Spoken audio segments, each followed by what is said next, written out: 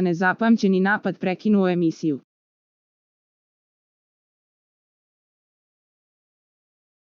Dejan skočio na Saleta Luksa, Dalila krenula da ih razdvoji, dok su zadrugari komentarisali odluku o razvodu Dalile i Dejana Dragojevića. Sale Luks je sve vreme dobacivao i peckao Dejana, pa ga na kraju gađao papirićima, što je zadrugara dovelo do ludila, zbog čega je on nasrnuo na njega, a Dalila je stala između, ne bi li ih razdvojila. Šta me gađa papirićima? Sve vreme me provocira. Idem na garnituru, odlučio je Dejan. Nemoj to da radiš, molim te, rekla je Dalila Saletu.